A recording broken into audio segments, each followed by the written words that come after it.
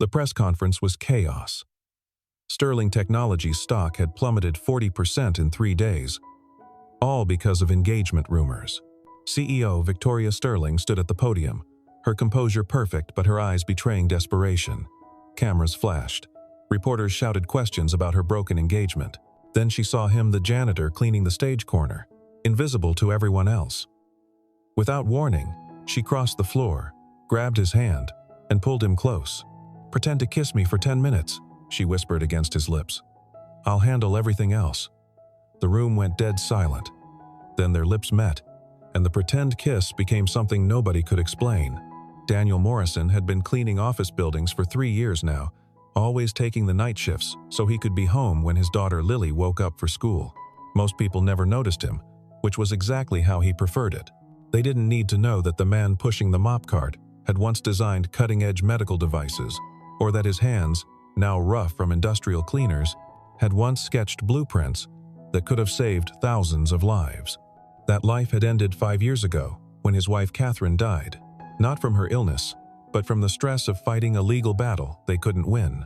A major pharmaceutical company had stolen his design, then destroyed him when he tried to fight back. They buried him in lawsuits, drained their savings, and Catherine's weakened heart couldn't take the strain. She died in his arms on a rainy Tuesday morning, making him promise one thing: live with kindness, Daniel. Even when the world isn't kind to you. He kept that promise every single day. He moved to a smaller apartment, took the janitor job at Sterling Technologies, and poured everything into raising Lily.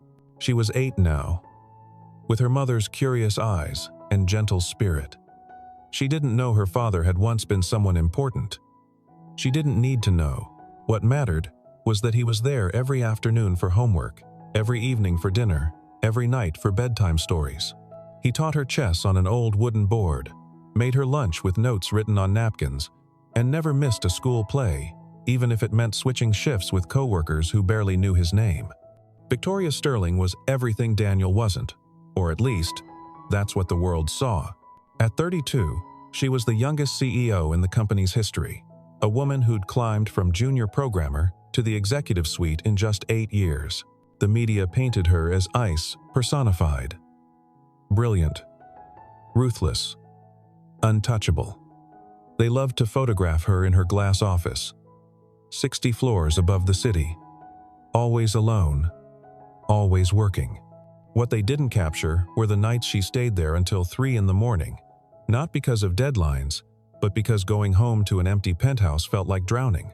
They didn't see her reading her mother's last letter over and over again, the one that said, "If you can't love someone with your whole heart, don't love them for their convenience." Her engagement to Richard Blackwood had been exactly that convenient. He was heir to Blackwood Industries. Their marriage would have merged 2 tech empires, and everyone said they looked perfect together in photographs. But perfect was just another word for empty. And when she'd found him with his assistant 2 weeks ago, she'd felt more relief than pain. The problem was, Richard wasn't just any ex-fiancé. He was now her biggest competitor, and rumors of their breakup were destroying investor confidence. She needed to control the narrative. Needed something dramatic enough to shift attention. Needed someone completely unexpected. That's when she saw Daniel during the press conference preparation that morning. He was adjusting a microphone stand, careful and precise, invisible to her assistants who walked past him like he was furniture. But she noticed how he handled the equipment with an engineer's touch. Noticed the way he studied the acoustic setup with knowing eyes. She filed it away, not knowing that in 3 hours, desperation would make her remember this quiet man who seemed to understand things without speaking. When their eyes met across that chaotic ballroom, when she grabbed his hand and pulled him into that kiss, she expected him to pull away. Any normal person would have. Instead, he steadied her with gentle strength, playing the part she'd asked for with surprising grace. His hand found the small of her back, supporting her without possessing her. He kissed her like they'd done this 1,000 times before, like he understood the assignment was to sell an illusion. But somewhere around minute 3, when the cameras were still rolling and her heart was racing from more than just adrenaline, Victoria realized she'd forgotten she was pretending. The kiss that saved Sterling Technologies' stock price lasted exactly 10 minutes and 37 seconds. By the time Victoria finally pulled away, her lipstick smudged and her carefully styled hair slightly mussed, the narrative had completely changed. The broken engagement with Richard Blackwood was already old news. Every tech blog, financial newsletter, and gossip column had the same burning question. Who was the mysterious man who'd captured the Ice Queen's heart? Daniel had tried to disappear immediately after, returning to his supply cart as if nothing had happened. But Victoria's assistant, Hannah, had caught him in the service elevator, her tablet already showing the explosion of coverage online. "Miss Sterling needs to see you," she'd said. Not unkindly, but with the tone of someone who didn't expect to be refused. He thought about Lily, about the promise of invisibility he'd made to himself, about how complicated this could make everything. But he also thought about the desperation he'd seen in Victoria's eyes, the way she'd trembled against him despite her composed exterior. Against his better judgment, he'd followed Hannah to the executive floor. Victoria's office was exactly what he'd expected. Glass and chrome and spectacular views, but also what he hadn't. There were no personal photographs, no warmth, nothing that suggested a human being spent 12 hours a day here. She stood with her back to him, staring out at the city below, her reflection ghost-like in the window. "I need to be clear about something," she said without turning around. What happened downstairs was a calculated move. Our stock has already recovered 7%. By market close, we'll have gained back everything we lost this week. She finally faced him, and Daniel saw what the cameras never captured: exhaustion that makeup couldn't hide. A brittleness that suggested she might shatter if touched too roughly. Richard Blackwood is attempting a hostile takeover. He's been planning it for months, probably before we even got engaged. The broken engagement was supposed to destabilize the company, make the board lose confidence in me. I needed something dramatic to counter the narrative. Daniel understood hostile takeovers. He understood what it felt like to have everything you'd built threatened by someone who smiled while they destroyed you. "Why me?" he asked simply. Victoria almost smiled at that. "Because you're invisible. No digital footprint I can find. No social media presence. No connections to anyone in my world. You're perfect precisely because you're nobody." She paused, seeming to realize how cruel that sounded. "I mean that you're nobody to them. The media, the investors. Richard, they can't use you against me because they can't find anything about you." She moved to her desk, pulling out a document that looked like a contract. "I need you to keep playing this role for 2 weeks. Just until the shareholders' meeting. We'll stage a few public appearances, nothing too demanding. I'll provide you with appropriate clothing. A cover story. Whatever you need. In exchange, I'll set up a full scholarship fund for your daughter. Elite schools from kindergarten through graduate school, all expenses paid." Daniel felt his chest tighten. She'd already researched him, already found his weakness. But when he looked at her, really looked at her, he didn't see a manipulator. He saw someone drowning who'd grabbed the first life preserver she could find. "You know about Lily. I know you're a single father. I know you work nights to be there for her during the day. I know you're doing everything alone." Her voice softened slightly. "I respect that. I'm not trying to manipulate you, Mr. Morrison. I'm offering a business arrangement that could benefit us both." He thought about Lily's school, where budget cuts had eliminated the art program she loved. He thought about the college fund he'd never be able to build on a janitor's salary. He thought about Catherine's voice telling him to be kind, even when the world wasn't. Sometimes kindness meant helping someone even when they could only see you as a convenient prop.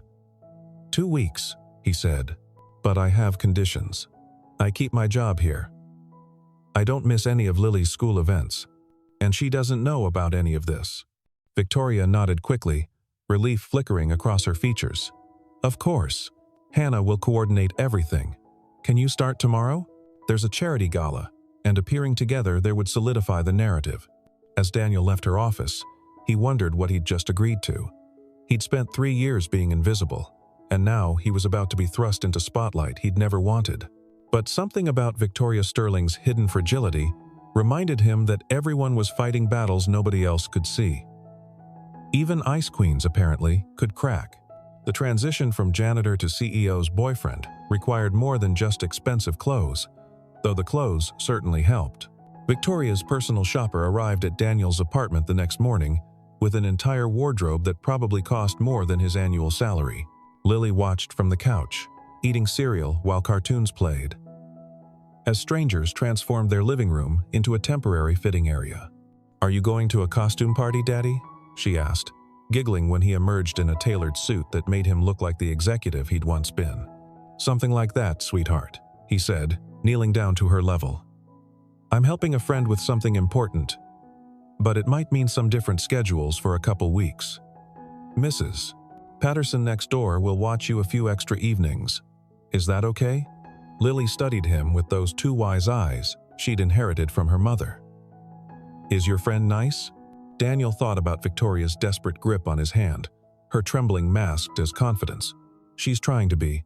The charity gala was held at the Museum of Modern Art, a glittering affair where champagne cost more per glass than Daniel spent on groceries for a week. Victoria met him at the entrance, stunning in a midnight blue gown that made her look like she'd been poured from starlight.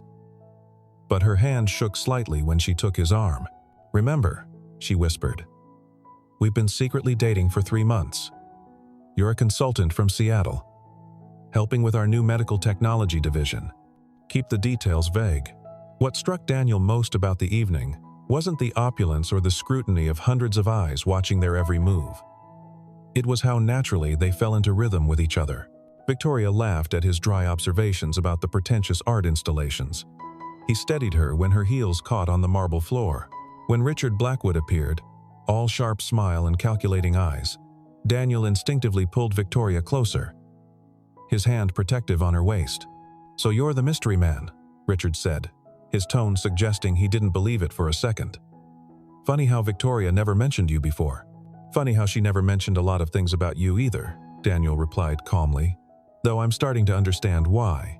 The flash of anger in Richard's eyes was worth whatever complications this might cause.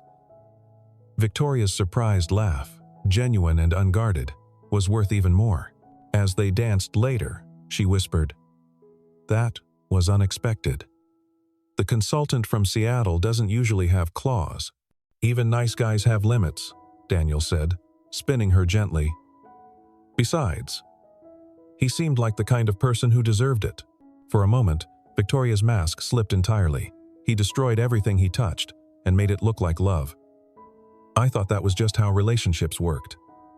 She caught herself, stiffening. "I'm sorry. That's not appropriate." But Daniel just adjusted his hold, keeping her close. "My wife used to say that real love makes you more yourself, not less. If someone makes you disappear, that's not love, that's theft." Victoria stared at him, something shifting in her expression. For the rest of the evening, her smiles seemed less calculated, her laughter less performed. When photographers asked them to pose, she leaned into him like she belonged there.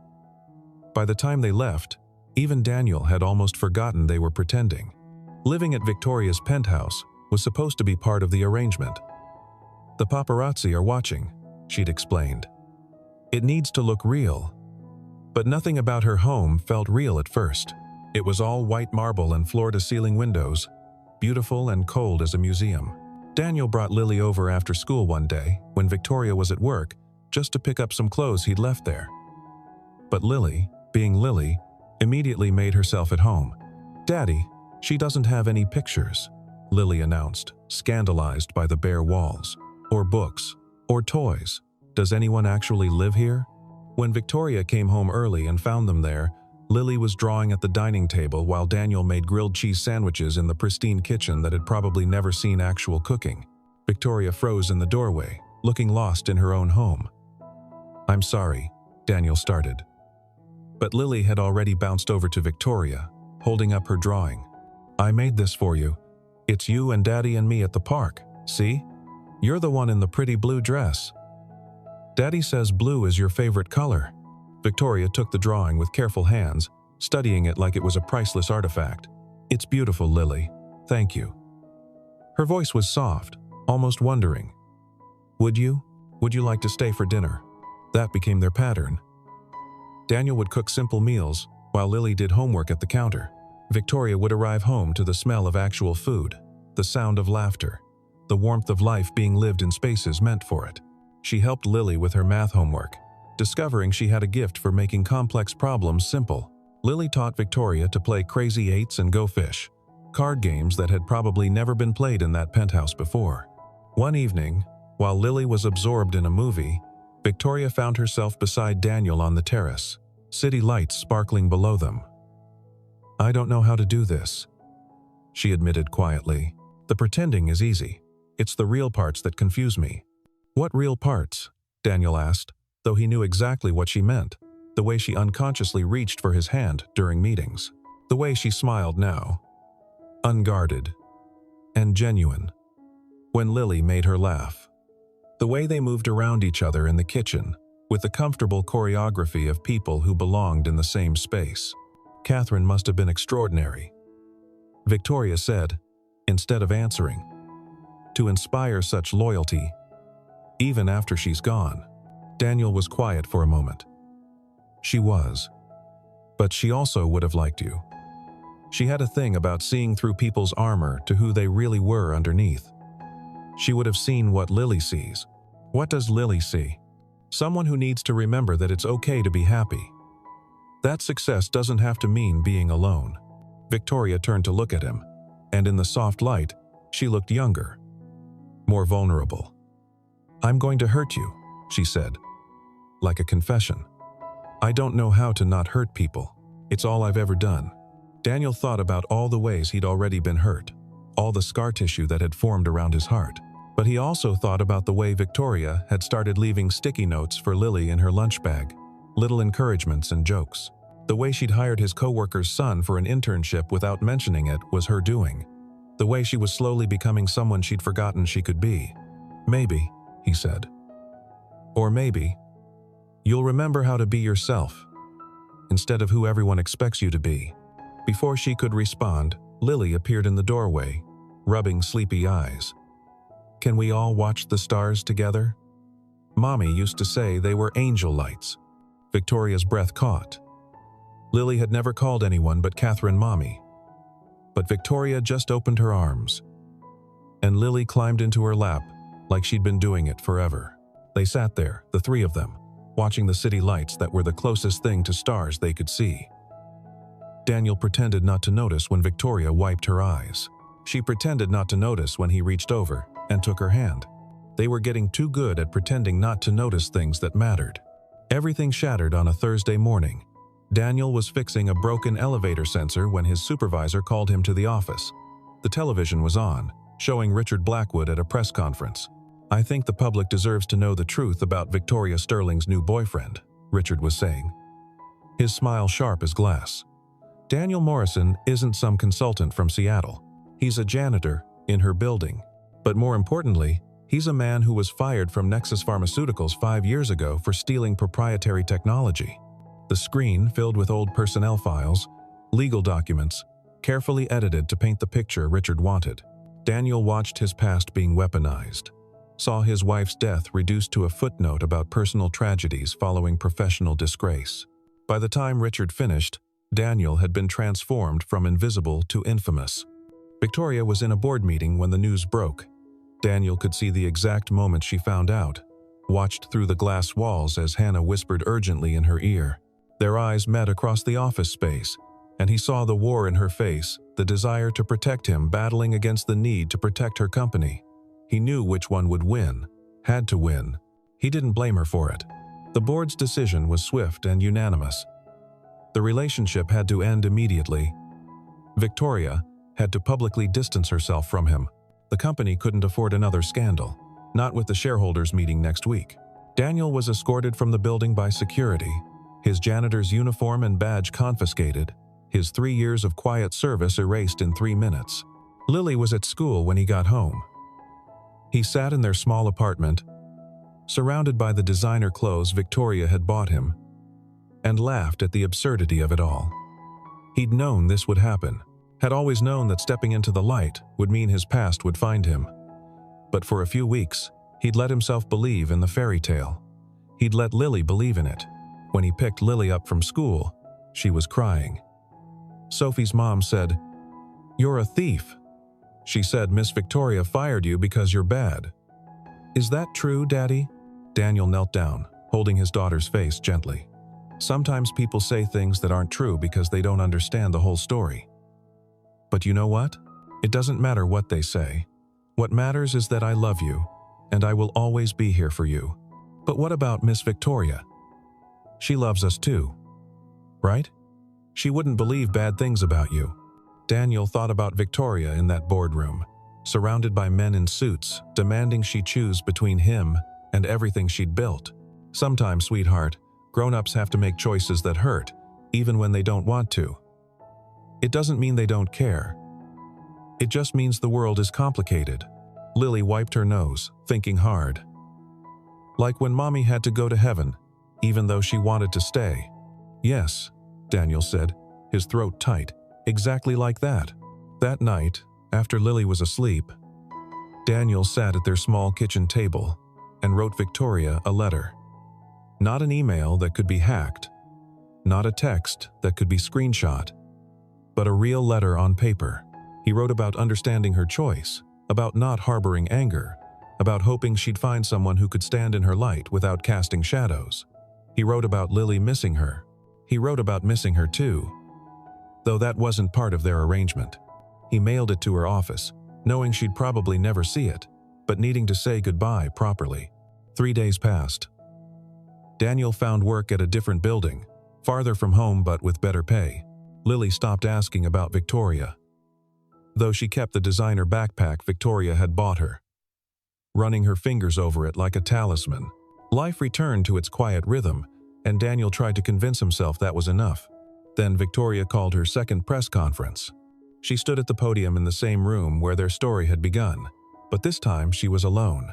No assistants, no board members, just her and a stack of documents. "I have something to say," she began, her voice steady, but her hands gripping the podium. "And I need you all to listen very carefully, because I'm only going to say this once." She proceeded to systematically destroy Richard Blackwood. She had receipts, actual receipts, showing how Nexus Pharmaceuticals had stolen Daniel's designs. She had emails proving Richard had orchestrated the legal attack that destroyed Daniel's life. She had evidence that Richard's current company was built on technology Daniel had created. But more than that, she had recordings of Richard admitting to it all, bragging about it during what he'd thought was a private celebration of their engagement. "I've been complicit in a culture that destroys good people for profit," Victoria said, looking directly into the cameras. "I've stood by while men like Richard Blackwood crushed anyone who threatened their empires. But I'm done being complicit. Daniel Morrison is not a thief. He's an inventor whose work has saved thousands of lives, even if his name was erased from the patents. He's a father who gave up everything to protect his daughter from a world that had already taken her mother. He's a man who helped me when I needed it, without asking for anything in return except that his daughter's future be secured." She paused, and for the first time in her professional life, Victoria Sterling let her voice crack. "He's also the man I've fallen in love with, not as part of some arrangement, not as a business deal, but genuinely and completely. I'm probably too late to tell him that. I'm probably too damaged to deserve him, but I couldn't stand here and let his name be destroyed again, not when I have the power to stop it." The press conference erupted into chaos, but Victoria was already walking away. She'd just thrown a grenade into her own life, potentially destroyed her career, definitely made an enemy of one of the most powerful men in tech. But as she walked out of that building, she felt lighter than she had in years. The board tried to stop her, of course. They threatened to remove her as CEO, to sue her for damaging the company's reputation. But something unexpected happened. The stock price soared. Public opinion, fickle as always, had completely shifted. Victoria Sterling wasn't the Ice Queen anymore. She was the woman who'd chosen love over money, truth over power. Sales increased 40% in 3 days. The shareholders voted overwhelmingly to keep her as CEO. Richard Blackwood's empire crumbled within a week. Federal investigators, armed with Victoria's evidence, raided his offices. Patent lawsuits were refiled with Daniel as the plaintiff. The truth, buried for 5 years under legal threats and corporate power, finally came to light. It was raining when Victoria finally went to find Daniel. Not a gentle rain, but a downpour that soaked through her coat before she even reached his building. She stood outside Lily's school, waiting, watching other parents with their bright umbrellas and sensible rain boots. She probably looked ridiculous in her designer heels and ruined silk blouse, but she didn't care. She saw them before they saw her.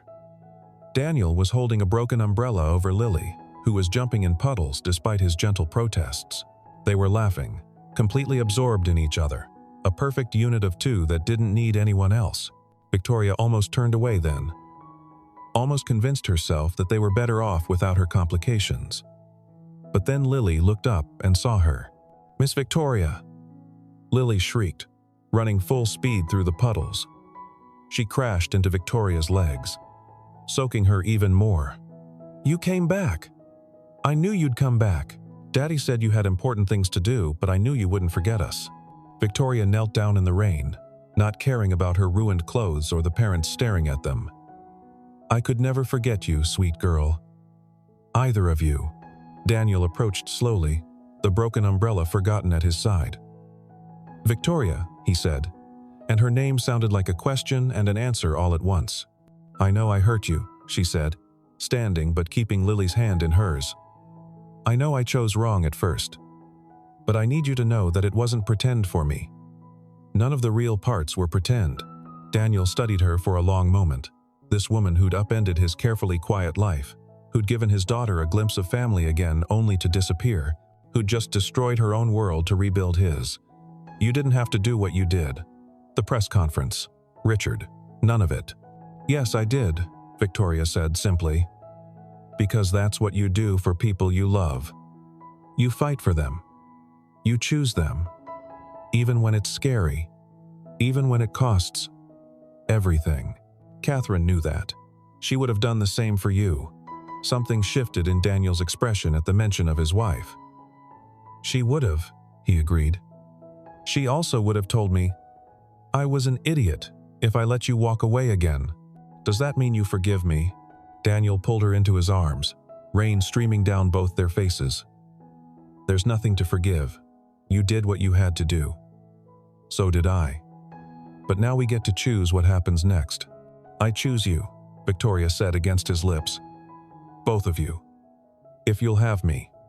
No contracts. No arrangements. No pretending. Just us." Lily tugged on both their coats. "Does this mean we can be a real family now? Like, with movie nights and Sunday pancakes and everything?" Daniel and Victoria looked at each other, then down at the little girl who'd somehow orchestrated all of this with her innocent wisdom and stubborn hope. "Yeah, sweetheart," Daniel said. "A real family." They kissed there in the rain, not for cameras or stock prices or anyone but themselves. It wasn't a 10-minute performance this time. It was just a kiss, simple and true. While Lily danced in puddles around them and complained that they were being gross. It was perfect. Victoria officially hired Daniel as Senior Vice President of Medical Technology Development. It wasn't charity. His designs, finally attributed correctly, had revolutionized 3 product lines. He worked regular hours now, dropping Lily at school each morning and picking her up each afternoon. Victoria learned to leave the office by 6, to cook simple meals badly but with enthusiasm, to read bedtime stories with different voices for each character. They moved into a new place, neither his apartment nor her penthouse, but something they chose together. It had a garden where Lily could play, a kitchen big enough for family dinners, walls that quickly filled with photographs and Lily's artwork. It was a home, not a showpiece. Together, they launched the Morrison Foundation, named for Catherine, providing free medical devices to families who couldn't afford them. The first recipient was a single mother whose daughter needed the exact device Daniel had designed all those years ago, the one that had been stolen and hidden behind corporate greed. Watching that little girl receive the help she needed, watching her mother cry with relief, Daniel felt something in his chest finally heal.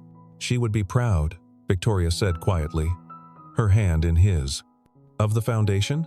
Of you. Of how you never let them break your kindness. Of how you kept your promise to her even when it would have been easier to become bitter." Daniel thought about that promise, about choosing kindness even when the world wasn't kind. He looked at Victoria, who'd learned to choose love over fear, who'd become the mother Lily needed and the partner he'd never expected to find again. "She would have loved you," he said. "She would have loved how you fought for us." Richard Blackwood was convicted on multiple counts of corporate theft and fraud. His company was dissolved, its assets distributed to the inventors he'd stolen from over the years. Daniel received a settlement large enough to ensure Lily's future was secure, but he kept working anyway. He loved the work, loved creating things that helped people, loved coming home to Victoria and Lily, arguing about whether robots or dragons were cooler. The wedding was Lily's idea. She announced it over breakfast one morning, matter-of-factly stating that if they were a real family, they needed to have a real wedding. But not a fancy one, she declared. A fun one. With cake and dancing, and maybe a bouncy castle. They compromised on the bouncy castle, but kept everything else Lily wanted. The ceremony was held in the garden of Lily's school, the place where Daniel had worked nights for 3 years, where he'd found solitude in simple work, where everything had somehow led to this moment. The guests were an eclectic mix, janitors and executives, Lily's classmates and board members, people from every part of their lives that had seemed so separate before. Victoria wore a simple white dress that Lily had helped pick out. Daniel wore the suit from their first fake date, now filled with real memories. Lily, the self-appointed ring-bearer and flower girl and officiant's assistant, wore a purple dress with sparkles that she declared was the most beautiful dress in the history of dresses. When it came time for the vows, Victoria surprised everyone by speaking first. "I used to think love was a business arrangement," she said, her voice carrying across the garden, "something you negotiated, with clear terms and exit strategies. Daniel taught me that real love is messier than that. It's burnt dinners and homework arguments, and dancing in the kitchen at midnight. It's choosing each other even when it's inconvenient, especially when it's inconvenient. It's finding someone who sees through all your armor to the person you forgot you could be." She turned to Lily then. "And it's discovering that family isn't just about blood or papers. It's about showing up every day, even when you don't know what you're doing, especially then. Lily, you taught me that. You and your dad saved me from a life that looked successful but felt empty.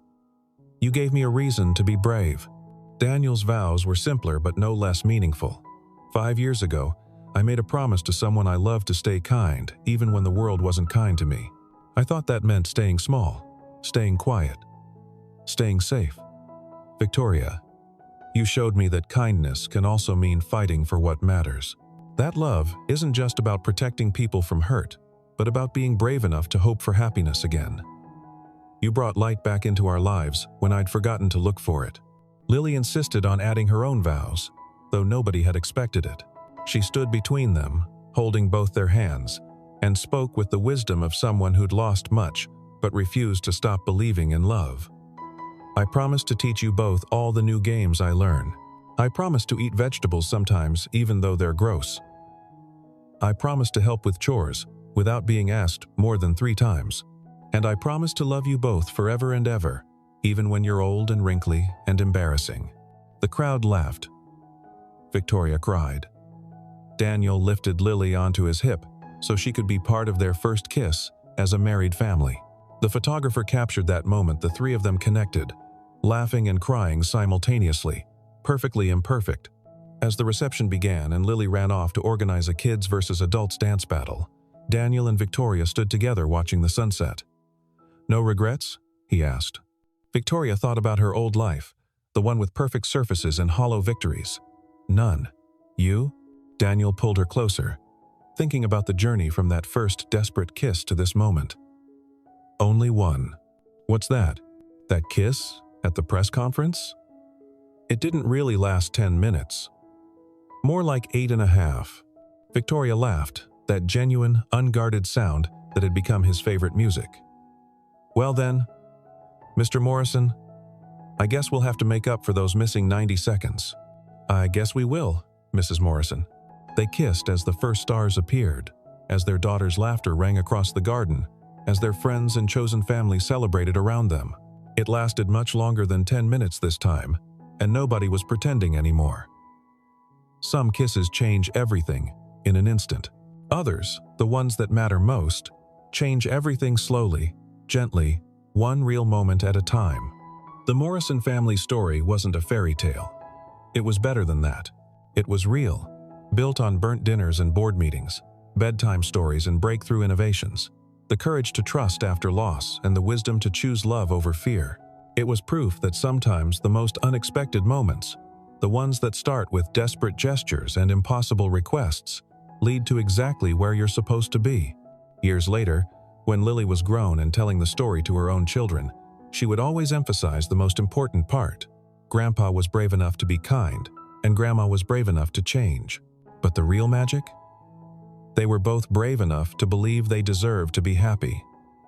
That's the kind of love that lasts, not the perfect kind, but the brave kind.